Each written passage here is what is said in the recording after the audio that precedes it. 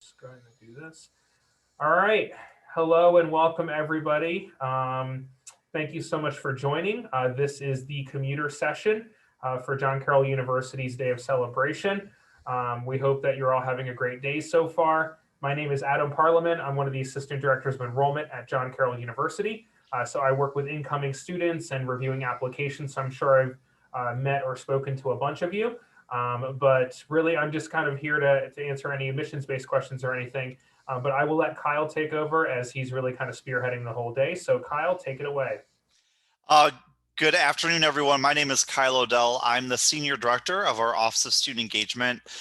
So if you could think of anything really fun that happens at John Carroll, I help oversee that. So a part of my job responsibility is working with our commuter students and doing our commuter outreach. Also, if you come to John Carroll, I'll be one of the first people you see because I help direct our student orientation program this summer. So I really have the honor of welcoming students to our community and then working with them over their 4-year experience. We also have a current commuter student with us. He is a senior, very close to graduation, which is both scary and exciting. And I'm just going to have him introduce himself and tell us a little bit about him. So hi, I'm Jonathan. I'm a senior at John Carroll. I'm a chemistry major. I've commuted all 4 years. I've been very involved on campus with student orgs, as well as attending commuter programs. And as Kyle and I were talking earlier, he said that I'm pretty sure there's very few commuter programs in my 4 years that I have not attended just because of how much fun they are. So the way we're going to do this today is I'm going to give a very brief presentation to give you an overview of how commuter services work at John Carroll. And then afterwards, both Jonathan and I will be available for any questions you have specifically about the commuter experience at John Carroll. So I'm going to go ahead and share my screen and go through a brief presentation.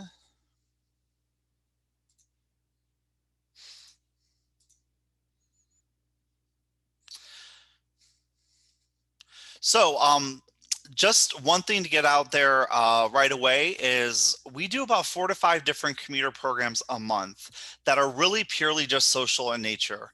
We know that you're going to have a very busy academic experience at John Carroll, but we want to make sure that you have chances to make a lot of social connections and also just to have fun. So a slight overview of what we're doing is twice a month we do a drop-in program in our commuter lounge. There's really not a point to that besides fun, food, and hanging out. So one thing that we figured out with students, they like to have a place to hang out and they like to have food to eat. So those are our most popular and common programs that we do. We actually have them on Wednesdays from 2 to 3 when there are no classes held on campus. So it gives everyone a chance to participate if they'd like. We also do bagels and coffee once or twice a month over in the Dolan Science Center. That is the building closest to where our first year commuter students park. That's kind of, we call it like a drive-through. People walk through, grab a bagel, grab some coffee, take it to their class that morning, or some of them sit and kind of hang out and chat. One Friday a month, we do a commuter trip to the movies. And actually yesterday, we just did this for the first time this semester. We rented out an entire theater at Cinemark, and about 20 of us went down there so that we could do the physical distancing and the other kind of COVID-related safety measures. And it just felt so nice for us all to sit in a movie theater and have some popcorn. So we do that once a month, and we'll be doing it the remainder of this year as well. We do go to professional sporting events in Cleveland. We have tickets already for the Indians for August and September for commuter students. We go to a Browns game and we go to Cavs games. The irony is Cavs tickets used to be really, really hard to get, and Browns tickets, we would buy them the day of on StubHub. Well, the world has changed, and now Browns tickets are going to be probably the hardest to get. We're still going to pursue those, and Cavs tickets, we can probably, walk up to the door and get. So again, professional sporting events are an option for us for commuters. We do many more. We have a big March Madness kickoff party. We're doing that again in March, where people come and we do a big bracket challenge. They have nachos and chicken fingers, and we watch some of the opening rounds.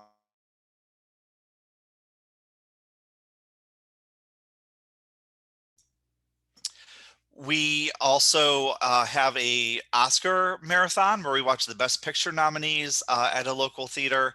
And one thing that's important to realize is all commuter programs are free of charge to students.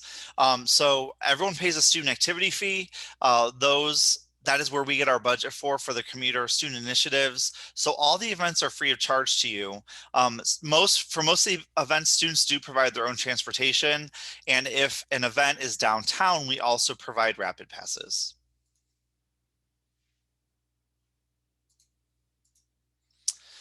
So a lot of times we get the question on where do commuter students spend their time on campus when they don't have class or when they're waiting for an activity to start.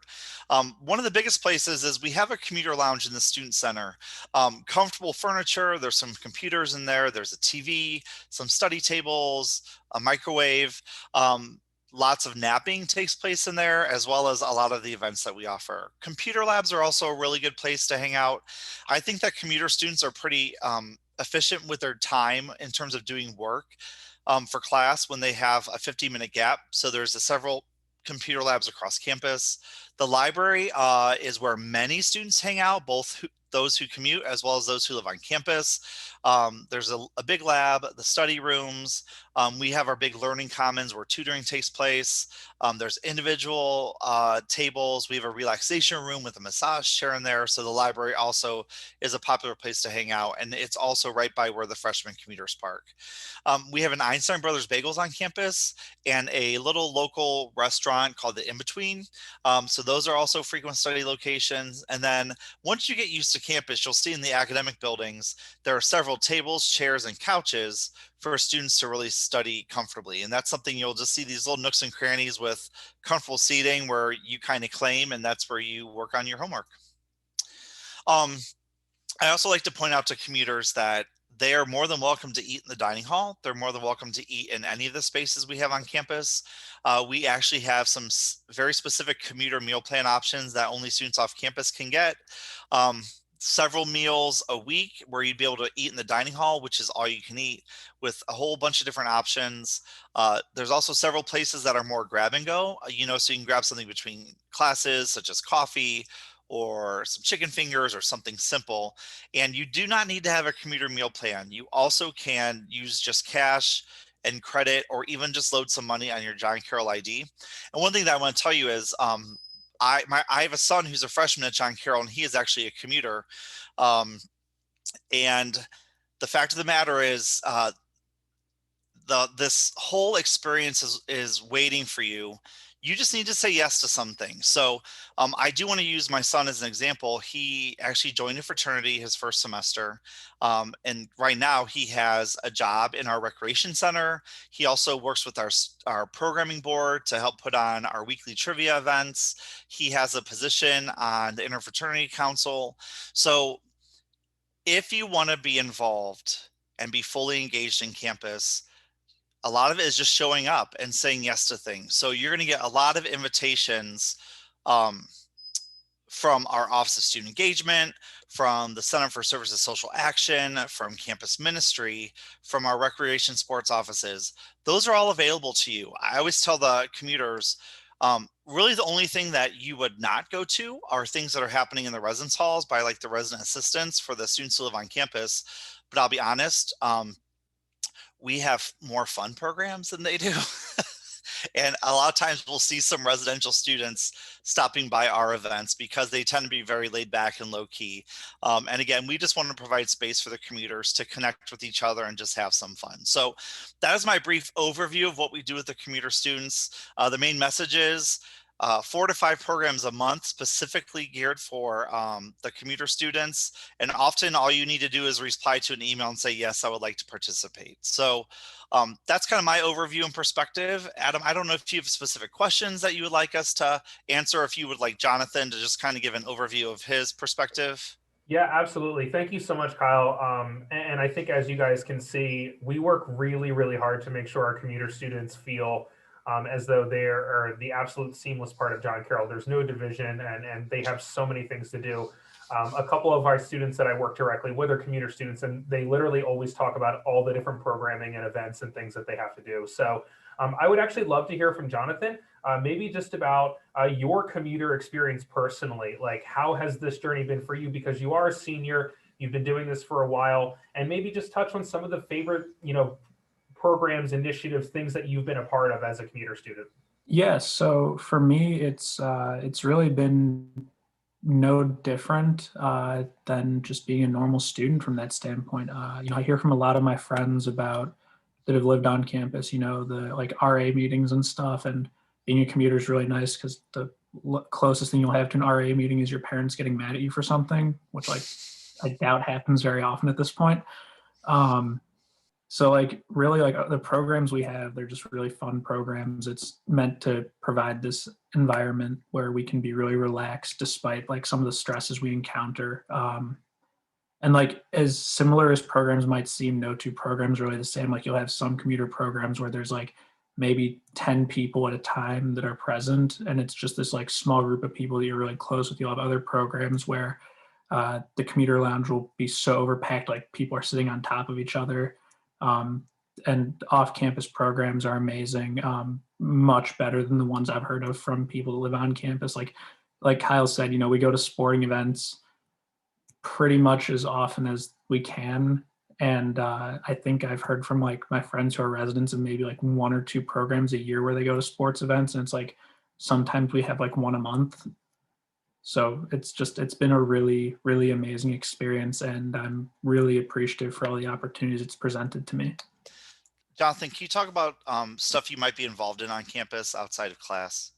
Yeah, not a problem. So as a commuter, there is really nothing that's off limits for what you want to do from, you make from your college experience what you want, regardless of whether or not you live on campus or off campus.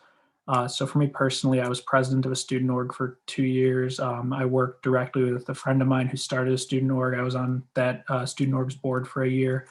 And so working with student orgs is a great way to get to meet other students of very differing backgrounds from yourself, to make a lot of friends that are on campus also, and just provide yourself with a lot of things that you can use to then better yourself outside of John Carroll as well. Did you also play a club sport? Yes. Yes, I do forget about that sometimes. It's been a while. So I did play Ultimate Frisbee at John Carroll for 2.5 years, and then the world shut down. Um, but I know that we've all been still really close and in touch with each other, and it's a really nice thing. And I know that Kyle's son actually joined the team because I remember seeing his name being added to the group conversation. Club sports are again a great way. It's not. I think with the exception of hockey, it's no cut. So like you'll always have a chance to play. There's also intramural sports, which is even more fun. Make a team with your friends. You can be like the absolute worst kickball team in the world, and you still have a ton of fun playing. I think Jonathan, you touched on a lot of things. We offer things that schools like literally 3 times our size have. With all of we have 23 varsity sports. We have fraternities and sororities that Kyle touched on. We have over 100 different student-run organizations. Like, we offer things at schools that are way bigger than us have, and that's universal for whether you're a resident or a commuter student. You can be involved in those things and participate in those things. So I'm curious from the group, if anybody, if you have a question, let us know. You can write it in the chat. I put my contact information in there if you have any admissions questions or anything. But do you guys have any specific questions about anything? I know with the pandemic going on, a lot of our students are reaching out, and we're actually getting more commuter interest this year than we have in previous years, because of the kind of unknown of things. But I do want to make it clear, we are back on campus right now for the spring. We are fully intending to be back on campus for the fall. That is the game plan, 100%. So even though, you would be a commuter student, those activities that you can get involved in, those on campus, off campus clubs, organizations, events, things like that, we will be doing as much as possible for that for the commuter students as well. Fully back on for the fall. So that is the plan. So we do have a couple questions here. I see approximately what percentage of students are commuter students? Yeah, usually nowadays it's about 15% of the incoming freshmen.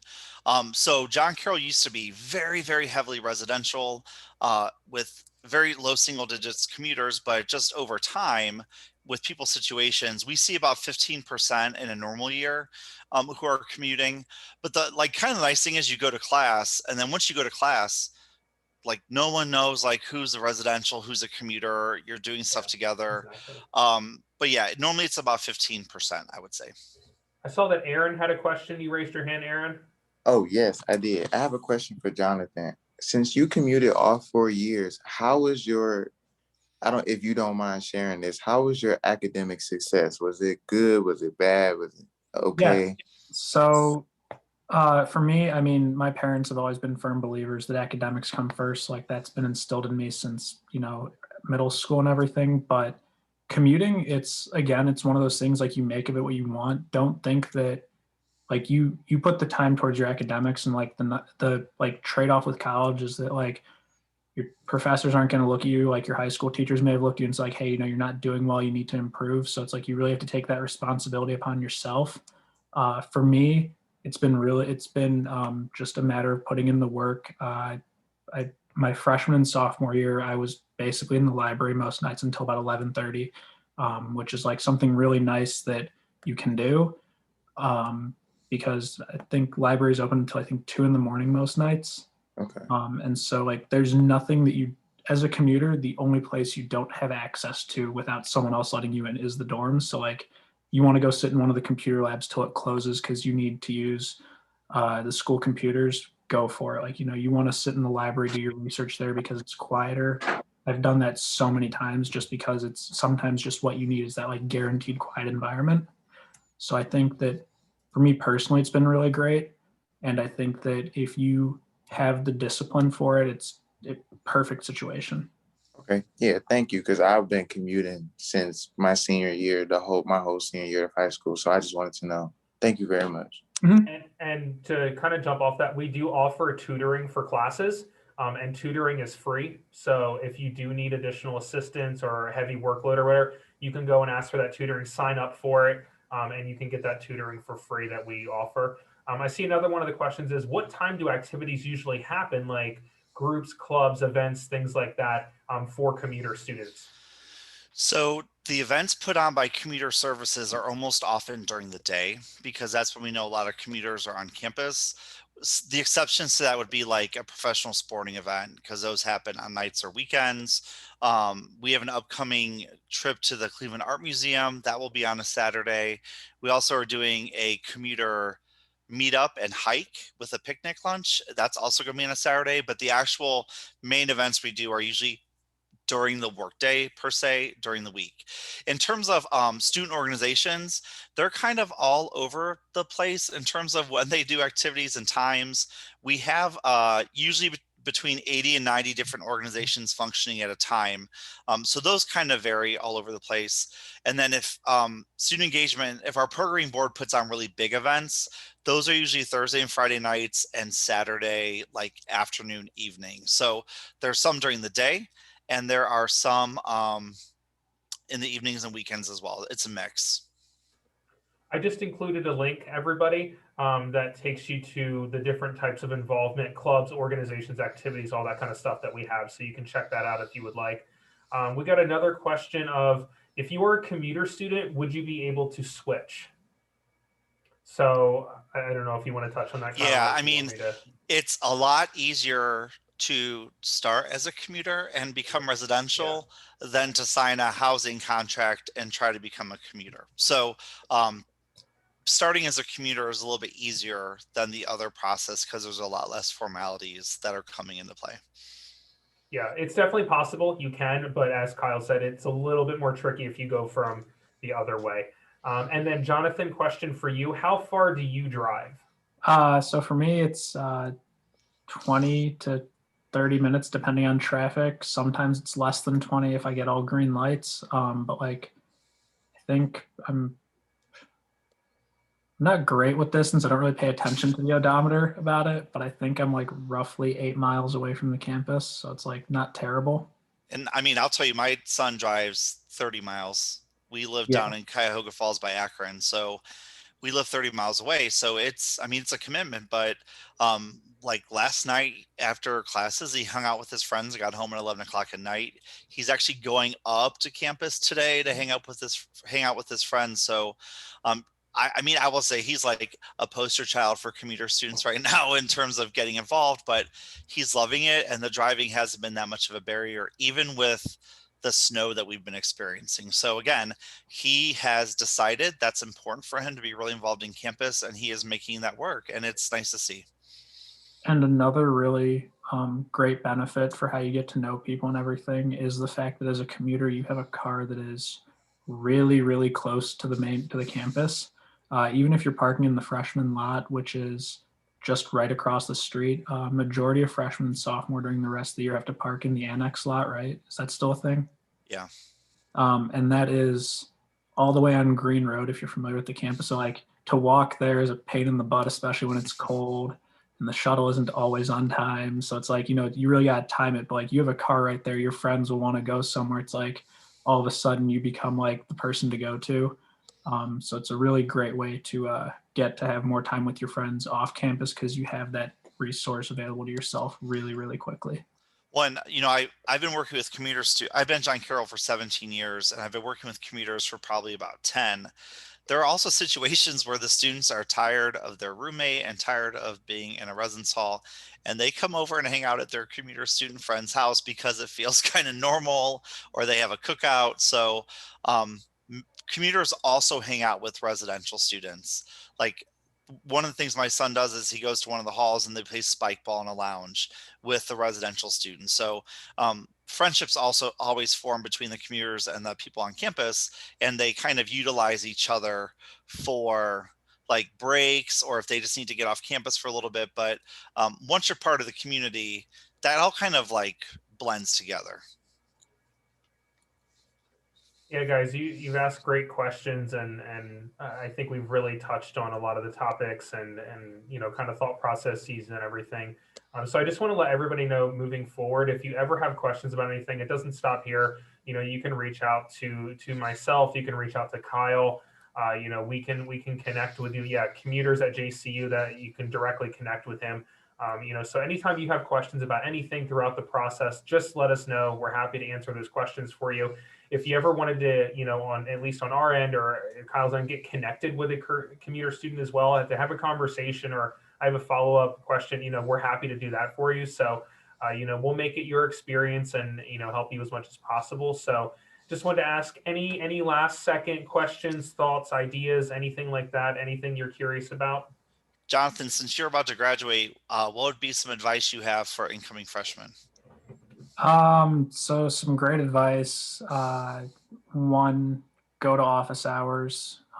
We're really privileged at John Carroll. We have really, really low student to faculty ratios. Your professor will know you by first name if you, which like you won't see at a bigger school where you have a lecture of like 300 to 400 people. What's an office hour? Office hours are, yeah. So office hours are, I think, technically required, even though some professors will make them a little inconvenient at times. But professors are required to hold a couple hours a week where they are in their office to answer just any questions you have about the course, or can clear up confusion you have. Some professors might be a little bit more lenient and strict on what you can ask, just depending on what the course is. But it's a great opportunity to clear up confusion that you have without necessarily having to work up the courage to ask a question in front of the whole class. Definitely work on time management. Commuting is a commitment, whether it's like 10 minutes in each direction, or I think, Kyle, for you and your son, it's about an hour in each direction, right? Well, thank you to 271 being renovated, y'all. 4 lanes. My life has changed. Like everybody in here knows about that. Everybody knows. So, I mean, my drive is just about 40 minutes, which is life changing for me doing it 5 days a week. But yeah, what Jonathan's saying is you just have to plan, which isn't necessarily a strong suit of most high school students. But you learn quickly how to adjust and like get your schedule together, I would say, after watching students. Yeah. And then my third piece of advice is just get involved on campus. I have a good number of friends who said their freshman year they didn't get as involved as they wanted, and they saw the drawback of that their sophomore year. And I was really glad that, I hit the ground running. I found clubs that interested me. I found student groups that interested me. And it really helps build up that social networking that you have. It provides you with people in all different schools of thought also. It's like, you know, you have to take certain classes that are completely unrelated to your major, but you may have a friend who's in that class also, and that is their major. So it provides you that aspect of growing a social network of people who think differently to you as well. So we have Kyle commented on the parking question about parking passes. How do they work and what do they cost? So he included a link there. And then got another question. Would you recommend morning classes or afternoon? That's tricky, I guess, whether you're morning or more of an afternoon person. So Adam, I want to touch quick on the parking question. Yeah. The way it works is you purchase a permit either each semester separately or one, you know, for the whole year. Freshman commuters have their own designated lot just across the street from campus, which is awesome because you're not competing with everyone for parking spots. And then sophomore through senior year, you would park on the main campus with all the other students who live like in off-campus houses and some of the residential students. So that's just some general info. I gave you the website because the very specific information is up there. And I know the costs are very different this year because of the pandemic. And the policies are a little different this year, but I would look on that website for specific info. Every summer, they send out an announcement like what the cost of the permits will be in the process for signing up for one at the end of July. I do know that much. All right. Morning classes or afternoon? Well, first of all, you might not have a choice. If you are a certain major and you have to take marketing 301 and it's offered at 10 a.m. on Monday, Wednesday, Friday, that's when you're going to take it. So I think what I tell students is try to come up with a balance that's going to work for you. Some students try to take 5 classes on Monday, Wednesday, and Friday, and they are so dead by the end of the day. And then on the days they don't have class, they're reading 400 to 500 pages. So I think it's smart to have classes all 5 days of the week just because it spreads out your week a little bit better. It helps you view it as like a work week. Now, some people need mornings or need afternoons based on jobs or if they're helping like watch family members. Those are all things that you would tell your academic advisor, you know, especially your first time through, so they can try to make a schedule that works for you. But like Adam said, everyone has very different preferences for when they choose to learn. I kind of choose the spread out approach just so it's hard to listen for 3 straight hours back to back to back. Jonathan, what would you say? I am not the right person to ask about this just because certain classes being remote has been really nice just because it's a little bit less of a commitment in the morning now, but I'm also like a firm believer in being a student that can function on like 6 hours of sleep. So like there were semesters where I had classes that started, every semester I've taken at least one 8 a.m. class. And I've also had semesters where I've had an 8 a.m. in a class that starts at 6 p.m. So just you really got to know yourself, know your motivation, and also just know like if you're a person who you know that you have like a low in the middle of the day where you just like need to sit back and like lie down or something, like you know your body best, you know what times work for you best, and for a good number of your classes, you'll be able to figure that out. And then other classes, you'll just have to really just push through, you know, drink an extra cup of coffee in the morning. Awesome. Thank you guys so much. Any other last minute questions? We're going to be wrapping up here in about a minute. You guys, like I said, have asked great questions. This has been a really interactive session, which is awesome. And yeah, so once again, just hitting home, anytime you have questions after that, reach out to myself or Kyle. But like I said, Kyle's really the expert in all of this. But if you have questions specifically about application stuff and all of that, you can certainly reach out to me and I can help with that. Thank you guys so much for joining. We really appreciate it. Hope you're enjoying your day and that you've attended some great sessions. It's so great to see so many people join. We actually had over 500 individual students sign up, which was amazing. So all over the country.